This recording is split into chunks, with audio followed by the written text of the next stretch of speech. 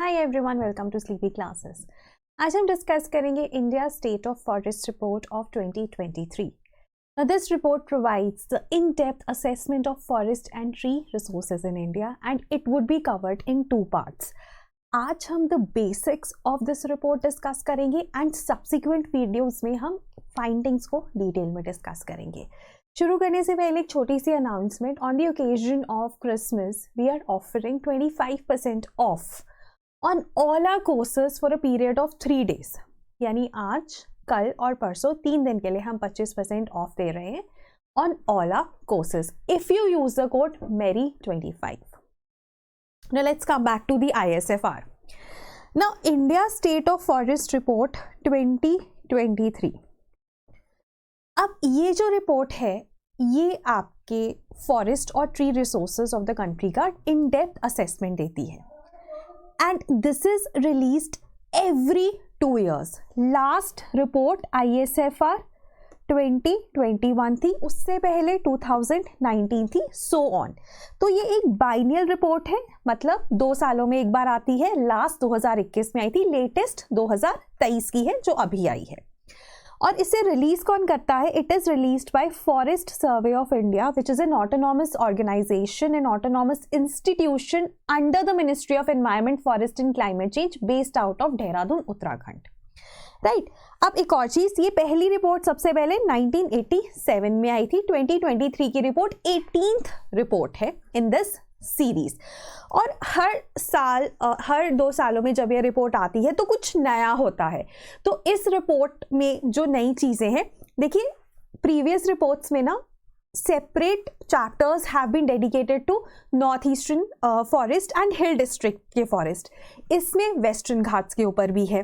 Then decadal 10 years के बाद we have a separate chapter on agro forestry and we also have a separate chapter on important characteristics of Indian forest again after a decade.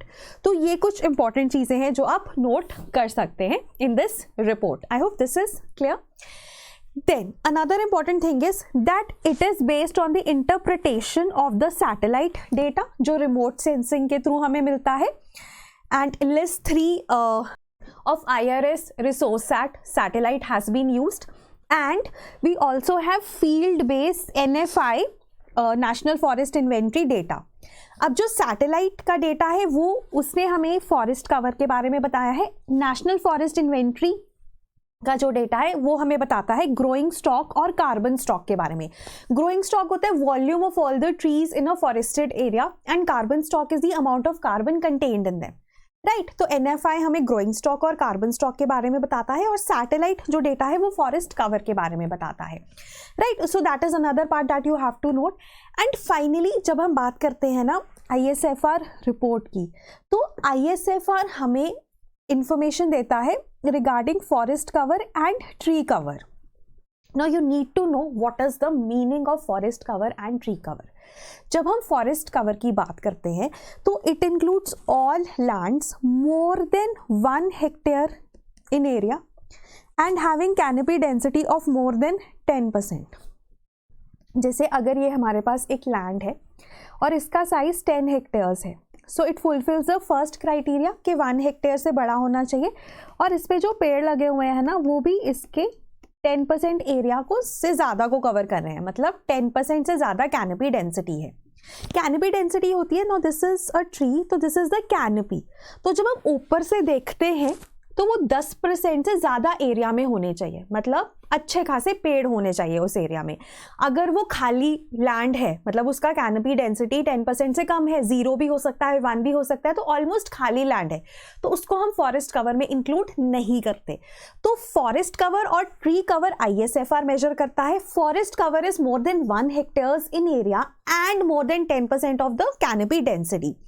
अब इसका legal status कुछ भी हो सकता है कि गवर्नमेंट के रिकॉर्ड्स में ये फॉरेस्ट रिकॉर्डेड है या नहीं रिकॉर्डेड है.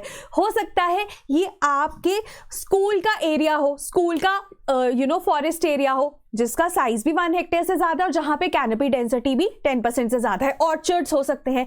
मतलब ओनरशिप इंपॉर्टेंट नहीं है, लीगल स्टेटस इंपॉर्टेंट नहीं है, बस अगर 1 hectare से ज्यादा है और 10% से ज़्यादा कैनोपी डेंसिटी है तो वो फॉरेस्ट कवर कहलाएगा और ISFR रिपोर्ट उसको मेजर करेगी। इनफैक्ट इसमें ना हम जब बात करते हैं कि कैनोपी डेंसिटी के ऊपर, तो मोर देन 10% कैनोपी डेंसिटी को हम FC में लेते हैं। अब उसको भी ना फर्दर देखो, अगर आपके पास कैनोपी डेंसिटी मोर देन 70% है तो उसको कहा जाता है वेरी डेंस फॉरेस्ट, क्योंकि ऑब्वियसली काफ़ी ज़्यादा कैनोपीज है, काफ़ी ज़्यादा डेंसिटी होगी उस लैंड की, तो वो वेरी डेंस फॉरेस्ट हो जाता है। 40 to 70% के बीच में कैनोपी डेंसिटी है तो वो मॉडरेटली डेंस फॉरेस्ट हो जाता है, राइट। और अगर लेस देन 10 to 40% के बीच में है तो फिर वो ओपन फॉरेस्ट हो जाता है। तो अब 40 से 70 याद कर लो, है ना। 70 से ज़्यादा वेरी डेंस फॉरेस्ट, 40 से कम 10 से ज़्यादा ओपन फॉरेस्ट। अब जिसकी 10% से कम होती है उसको हम स्क्रब लैंड भी कहते हैं। स्क्रब लैंड सुना है ना, less than 10%, so that's very less trees with shrubs, ठीक है। और जो किसी भी कैटेगरी में नहीं फॉल करता, ऊपर वाली कैटेगरी में, उसको हम नॉन फॉरेस्ट कह देते हैं। तो वो ग्रास लैंड्स हो सकते हैं, वाटर बॉडी हो सकता है, सेटलमेंट हो सकते हैं, डेजर्ट्स हो सकते हैं, right. So this is one thing that you need to know, forest cover क्या होता है और 3 तरह के फॉरेस्ट कौन से हैं जो इसमें आते हैं, very dense, moderately dense and open forest. Moderately dense अगर आप याद कर लो 40 to 70%, तो 70 से ज़्यादा इज वेरी डेंस और 40 से कम is open forest. So that is there. अब इसके साथ ना एक पैरेलल चीज आती है, फॉरेस्ट एरिया। अभी हमने क्या पढ़ा, फॉरेस्ट कवर, और फॉरेस्ट कवर ही जाता है ISFR में। फिर उसके बाद नेक्स्ट मैंने बोला फॉरेस्ट एरिया, जिसको हम ना रिकॉर्डेड फॉरेस्ट एरिया भी कहते हैं, फॉरेस्ट एरिया या रिकॉर्डेड फॉरेस्ट एरिया। अब देखो, फॉरेस्ट एरिया या रिकॉर्डेड फॉरेस्ट एरिया होता है जो गवर्नमेंट के रिकॉर्ड्स में फॉरेस्ट रिकॉर्डेड है, ठीक है। अब वो किसी भी एक्ट के तहत हो सकता है, it can be recorded under the Indian Forest Act of 1927 as a reserved और प्रोटेक्टेड फॉरेस्ट, और एनी स्टेट और लोकल एक्ट ऑल्सो। तो किसी भी एक्ट के तहत अगर वो फॉरेस्ट एरिया फॉरेस्ट रिकॉर्डेड है तो उसको हम फॉरेस्ट एरिया कहेंगे या रिकॉर्डेड फॉरेस्ट एरिया कहेंगे, राइट। अब हो सकता है कि गवर्नमेंट के रिकॉर्ड में तो एक पर्टिकुलर लैंड फॉरेस्ट है ना, बट वहां पर पेड़ ही नहीं है, तो क्या ISFR को उसको इंक्लूड करना चाहिए? नहीं। और ऐसा भी हो सकता है कि गवर्नमेंट के रिकॉर्ड में वो नहीं है लेकिन वहां पे कैनोपी डेंसिटी बहुत है और एरिया भी बहुत ज्यादा है, तो क्या ISFR को उसको इंक्लूड करना चाहिए? बिल्कुल। तो इसीलिए ISFR जो इंक्लूड करता है वो FC को इंक्लूड करता है, FA को इंक्लूड नहीं करता। जैसे ना obviously there are going to be, अगर ये FC है और ये FA है तो बहुत सारा एरिया तो ओवरलैपिंग ही होगा ना, जो फॉरेस्ट कवर भी है, मतलब 1 हेक्टेयर से ज़्यादा भी है, कैनोपी डेंसिटी भी 10% से ज़्यादा और गवर्नमेंट के रिकॉर्ड्स में भी है। And obviously there is going to be FA, the part of FA जिसमें अब पेड़ है ही नहीं, कैनोपी डेंसिटी नहीं है, तो फिर हम उसको इंक्लूड नहीं करेंगे, हम इंक्लूड करेंगे FC को। अब if it overlaps with FA, बहुत अच्छी बात, if it doesn't then will not include it under the findings of ISFR। I hope this part is clear. Now moving ahead, tree cover and tree outside forest. अब मैंने बोला ISFR include करता है FC को और TC को, ISFR include करता है। अब हमने FC तो पढ़ लिया, FC हमने पढ़ लिया, अब हम पढ़ते हैं TC क्या होता है, तो इसको ध्यान से सुनिएगा। TC क्या होता है? TC is all the tree patches less than 1 hectare outside the recorded forest area. समझे TC क्या है? Less than 1 hectare and outside recorded forest area, तो वो हमारे पास TC है। तो FC और TC दोनों इंक्लूडेड होते हैं। अब जो TC है ना, that is a subset of trees outside forest, इसको समझना। TC is subset of trees outside forest. Trees outside forest क्या है? ट्रीज आउटसाइड फॉरेस्ट को ना आप छोटा सा लिख लो A, TOFA, trees outside forest area. जब मैं ट्रीज आउटसाइड फॉरेस्ट बोल रही हूँ ना, एक्चुअली आप मन में बोलो टोफा, ट्रीज आउटसाइड फॉरेस्ट एरिया। सो ट्रीज आउटसाइड फॉरेस्ट एरिया क्या होता है? जो रिकॉर्डेड फॉरेस्ट एरिया के बाहर ट्रीज है वो टोफा में आएंगी या TOF में आएंगी। अगर तो वो एरिया 1 हेक्टेयर से ज्यादा है और उसकी कैनोपी डेंसिटी भी 10% से ज्यादा है तो हम उसको FC में कंसिडर कर लेंगे। अगर उसका एरिया 1 हेक्टेयर से कम है तो हम उसे TC में कंसिडर करेंगे। तो TC becomes a subset of TOF और ISFR में हम TC और FC को कंसिडर करते हैं। अगर आपको ये समझ में नहीं आया मुझे कमेंट्स में बताइए, मैं एक और डिटेल्ड वीडियो आपके लिए बनाऊंगी। जब हम FC की बात करते हैं ना, अगर ये रिकॉर्डेड फॉरेस्ट एरिया के अंदर भी हो सकता है और रिकॉर्डेड फॉरेस्ट एरिया के बाहर भी हो सकता है ना। FC मैंने आपको बताया अंदर भी हो सकता है, बाहर भी हो सकता है। कंडीशन सिर्फ ये है कि 1 हेक्टेयर से एरिया ज्यादा होना चाहिए और कैनोपी डेंसिटी 10% से ज्यादा होनी चाहिए। So that is included. अब trees outside forest is actually trees outside forest area. तो अगर तो उसमें आउटसाइड फॉरेस्ट एरिया 1 हेक्टेयर से कम है ना, और स्कैटर्ड ट्रीज है और एरिया 1 हेक्टेयर से कम है, तो फिर हम उसको ट्री कवर में इंक्लूड करते हैं और FC और TC दोनों ISFR में इंक्लूडेड हैं। ठीक है, सो ये हमारे पास एक और इसका बेटर वर्जन है। So this is your recorded forest area and this is forest cover. अब forest cover, trees outside forest area is actually trees outside forest is TOFA। अब TOFA का कुछ पार्ट जो 1 हेक्टेयर से ज्यादा है वो FC में आ जाएगा और जो 1 हेक्टेयर से कम है वो TC में आ जाएगा। पॉइंट इतना है कि आप ना FC TC दोनों को ISFR में इंक्लूड करते हो, आपने पेड़ इंक्लूड करने हैं, that is the whole point. अब आ जाते हैं फाइंडिंग्स पे।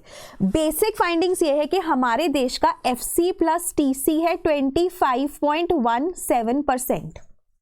नेशनल फॉरेस्ट पॉलिसी के हिसाब से, नेशनल फॉरेस्ट पॉलिसी 1988 के हिसाब से हमारा TC प्लस FC होना चाहिए 1/3 या 33%, लेकिन अभी भी हम 25.17% पे हैं, जिसमें से FC 21.76% है और TC 3.41% है। ये आपको याद होना चाहिए। और पिछली रिपोर्ट से there has been an increase of 156.41 square kilometres.